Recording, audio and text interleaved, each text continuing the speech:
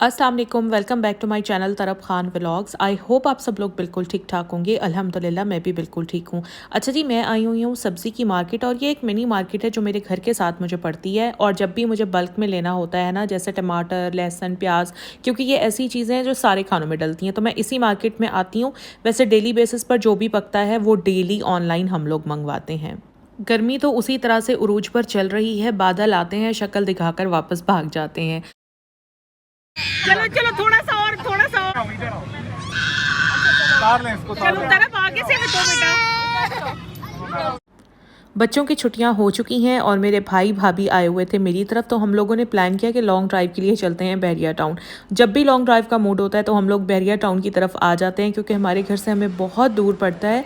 यहाँ पर आए, बस बच्चों को पार्क्स वगैरह में घुमाया, और जो बहरिया टाउन का छोटा सा ज़ू है वो उनको दिखाया। उसके बाद डिनर करने के लिए हम आ गए एक रेस्टोरेंट पर। सब ने यहाँ पर अपनी अपनी मर्ज़ी का मंगवाया था, और अभी खाना जो है वो आ रहा है। सबसे पहले पहले ये शीश टाउक आया था जो मैंने ऑर्डर करवाया था, और शीश टाउक बहुत ही मज़े का था।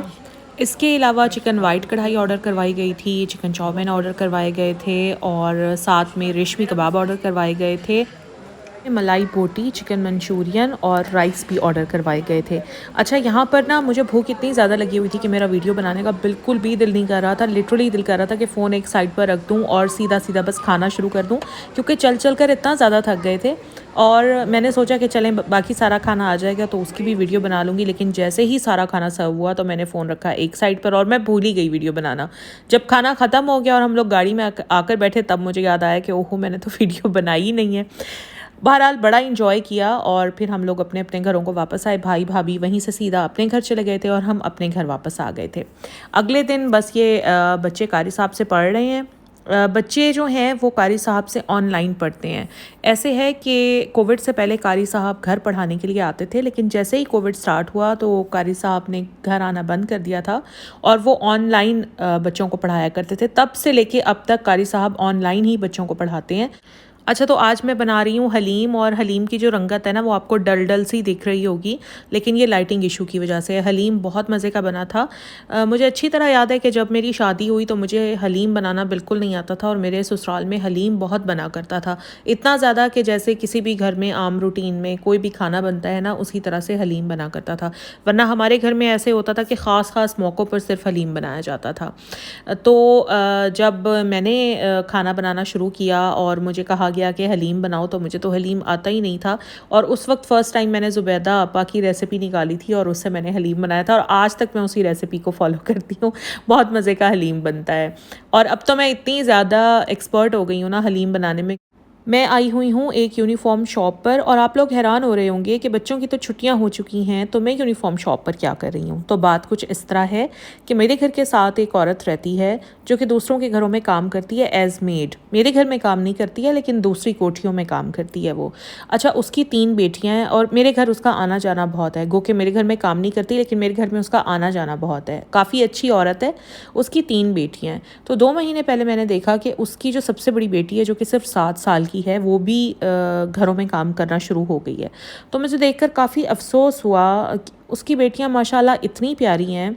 बाज़ लोगों को अल्लाह ताला वैसे ही बहुत खूबसूरत बना देता है ना। उसकी बेटियां बहुत प्यारी, बहुत मासूम हैं, और वो औरत ख़ुद भी बहुत शरीफ है।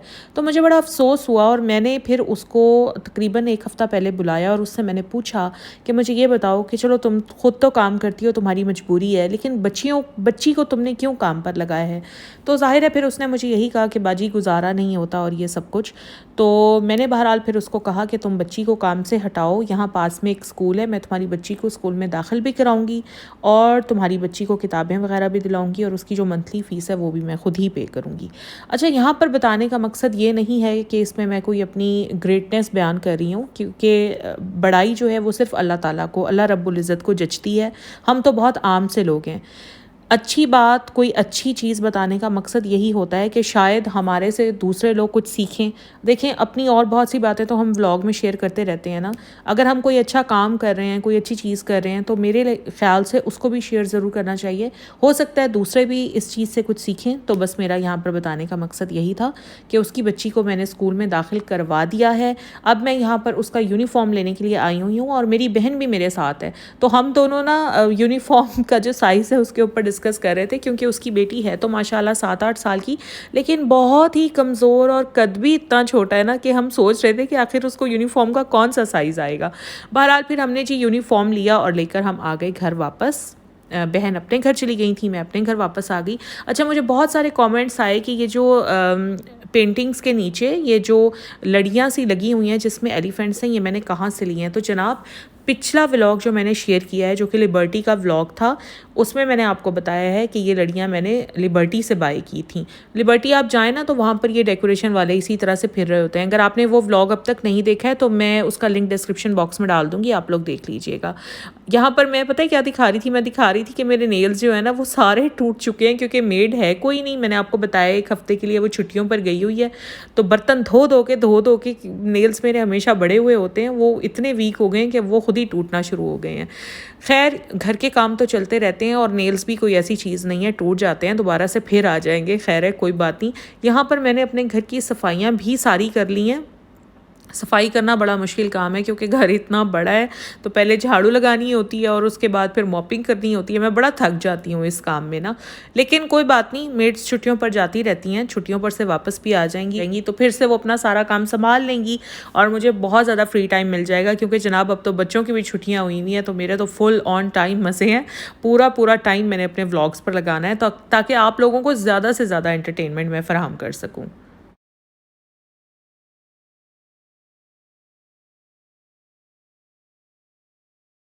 सफाइयाँ करने के बाद जल्दी मैंने आटा गूँधना शुरू किया और साथ में मैं बनाऊँगी आज चिकन कढ़ाई। अच्छा, मैं डेली ना ताज़ा आटा गूँधती हूँ। कुछ लोग 2-2 3-3 दिन का आटा गूँध के फ्रिज में रख देते हैं ना, नहीं, मैं ऐसे नहीं करती। मैं डेली ताज़ा गूँधती हूँ और जब मेड होती है तो वो भी डेली ताज़ा गूँधती है, क्योंकि ये पैकेट्स वाले आटे होते हैं, एक रात भी आप फ्रिज में रख देना तो आटा काला हो जाता है और अगले दिन रोटी अच्छी नहीं पकती।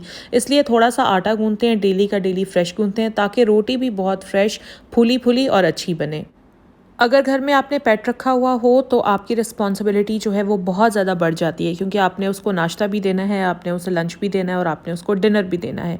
और सैम ने आजकल मुझे इतना ज़्यादा तंग किया हुआ है कि उसने सब कुछ खाना छोड़ा हुआ है। उसको सिर्फ और सिर्फ सूप चाहिए होता है, जिसके अंदर बोटियाँ हों और जस्ट सूप हो। पहले चावल खा लेता था, डॉग फूड खा लेता था, लेकिन अब तो 4-5 दिन से उसने बिल्कुल ही हद की हुई है कि जस्ट उसको सूप चाहिए, चिकन चाहिए और बस। इसलिए सैम के लिए भी मुझे डेली का डेली चिकन बॉयल करना पड़ता है और मैं डेली तीनों टाइम का एक ही टाइम पर बॉईल करके रख देती हूँ और थोड़ा उसको फिर 3 डिफरेंट टाइमिंग्स में मैं सर्व करती हूँ। मेड्स वगैरह घर पर होती हैं तो सैम को संभालना थोड़ा आसान हो जाता है, लेकिन जब मेड्स घर पे ना हों तो पूरे घर को संभालना, सबके खाने पीने का ख्याल रखना, सफाइयाँ करना, कपड़े संभालना, ईच एंड एवरीथिंग एक बंदे के लिए करना बड़ा मुश्किल हो जाता है, जैसे कि आजकल मेरे लिए मुश्किल हुआ है। लेकिन खैर कोई बात नहीं, अपनी फैमिली के लिए करना तो सबको अच्छा लगता है। बस ये था मेरा आज का व्लॉग। आई होप आप लोगों को अच्छा लगा होगा। मुझे दें इजाज़त, अपना ख्याल रखिएगा। व्लॉग अच्छा लगा है तो लाइक ज़रूर कर दीजिएगा। अल्लाह हाफिज़।